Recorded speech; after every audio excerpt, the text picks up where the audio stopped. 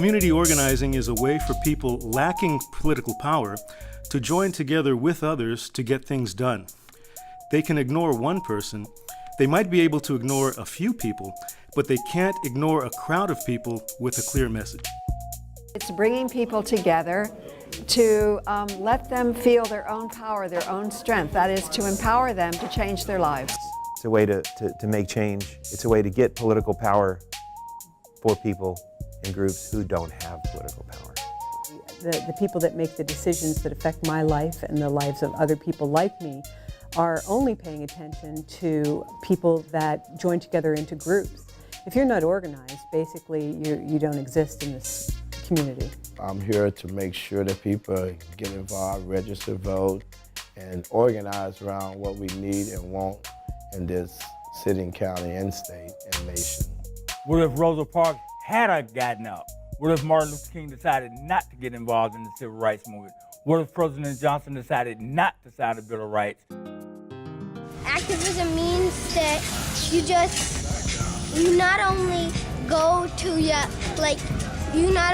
your friends and family, you go to everybody, even the people who you don't know and the people who you don't love, or the people who are mad at you, you still help them, you know? These federal cuts are going to impact young people with disabilities. We're basically at risk of moving backwards if these cuts go through. Instead of young people being able to continue to get educations and to be integrated members of the community, we're being put at risk of institutionalization.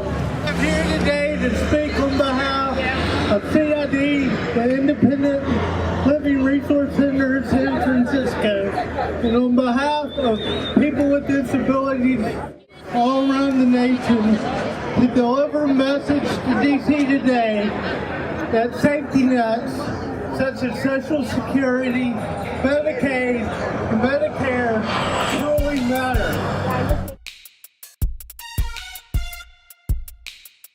The disability rights movement has drawn insight and inspiration from so many other movements that have shown us the power of community organizing.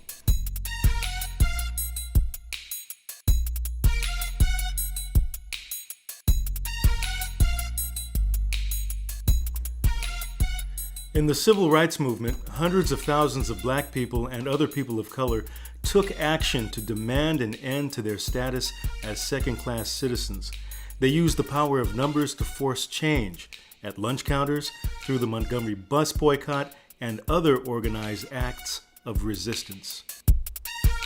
First, I can remember as a child in the 60s during the civil rights movement, it took collective action to get changes started. You know, it took a collection action in 1950s to get the equal Brown versus Board of Education appealed. It took a boycott of buses in the 1950s. It took a all-out movement to get African Americans the right to vote and have civil rights as everyone else. So the movement is moving forward. It's a process that takes longer than what people realize. So as I suggest to them, don't ever give up, and don't ever give in. When AIDS ravaged the gay community in the 1980s and government did nothing, families and friends of those affected said we must act, and through massive protests and media efforts, they demanded attention.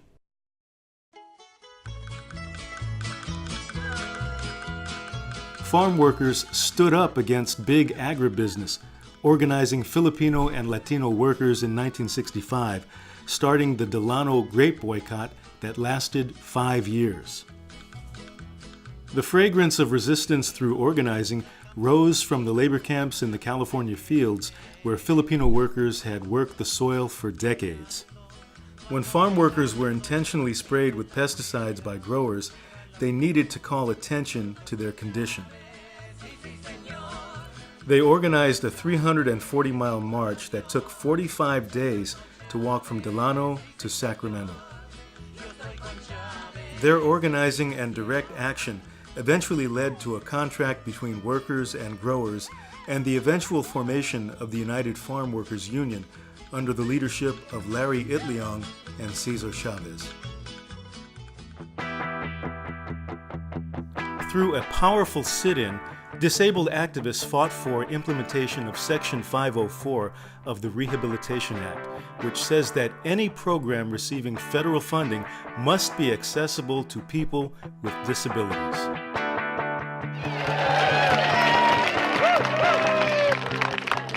For 124 years, we've had history, hearing prisoners. 124 years, and now there's enough of that.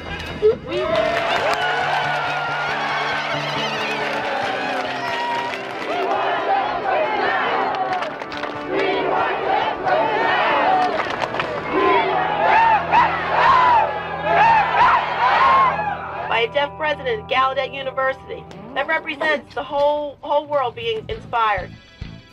It'll be a role model. Everybody can look up to him. Together, we all need to work together.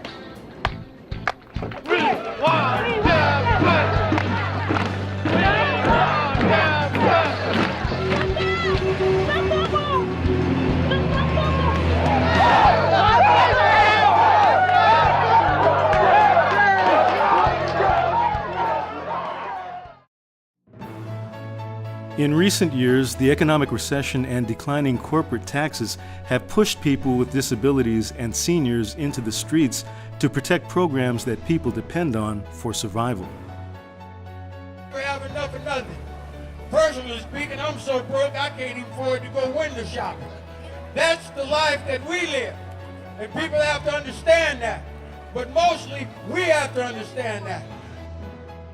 These are folks who have given their all many years for all of us, and now it's time for us to say thank you. This senior tsunami is the most beautiful, powerful outpouring of energy from the senior community. People are fighting for their lives. And we just have to come out like a big wave onto the beach. Maybe they'll get the message. I'm concerned about food for seniors. I'm concerned about health care for seniors. I mean, how do you survive if you can't eat? If we lose $37 a month, then that's everything. I mean, that's medicine, food, you know, it's not liquor, it's medicine and food. And we do need the money that they're taking from us. We really got the power. In 2010, Arnold Schwarzenegger was governor of California, and he proposed another round of really horrendous budget cuts, targeting a lot programs that helped people with disabilities maintain independent living. The decision was made by a number of activists in the community, disability rights activists and allies, to form a tent city occupation as a protest of the state budget cuts.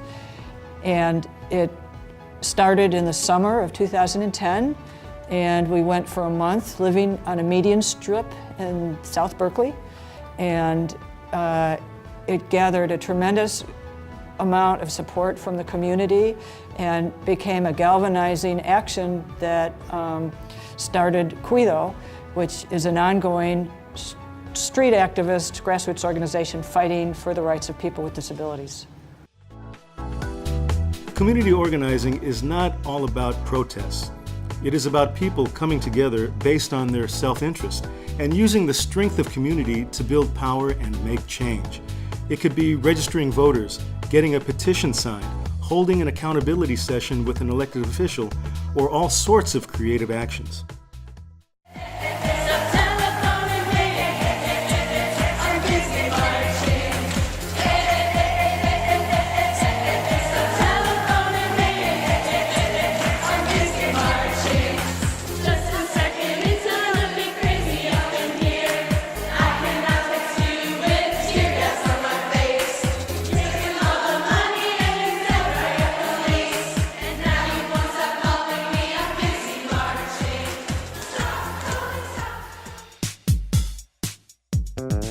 This gathering of women activists with disabilities from over 80 countries shows us that community organizing knows no boundaries. In every nation, in every land, there is a dawning of a new day. No more separation, we are hand in hand. We are the dawning of a new way. We're loud, loud, loud, loud, passionate, loud.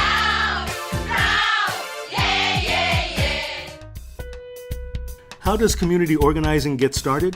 With people wanting to make a change on an issue that affects their lives, reaching out to friends, neighbors, and other people to make it happen. Tricia and her community had a fun and successful campaign to make sure that she could get into her own apartment building in her wheelchair. And the pressure from the bake sale worked. Just a week after, the management company came up with the money to install the power door. Get involved. You can start from scratch if you like. All it takes is talking to your friends and neighbors and other people who share your interests and concerns. People who want to make a change on an issue that is important to all of you. Or you can join a local group. Contact your local independent living center. In San Francisco, that's Independent Living Resource Center, SF. Or you can reach out to Senior and Disability Action. Outside of San Francisco, find your local independent living center or senior advocacy group. Contact information for all of these can be found on the Independent Living Resource Center San Francisco website at www.IILRCSF.org. This is our secret weapon. We love each other. We believe that our lives are precious, and that if we believe that, really, we will fight. I really think it's important to become involved in groups and organize other people to become involved in activities that will promote the needs of all of us so that we can get what everyone else gets. We want to be equal. Don't ever give up. Don't ever give in. Because it might not come right away, and change do not come right away. It comes gradually.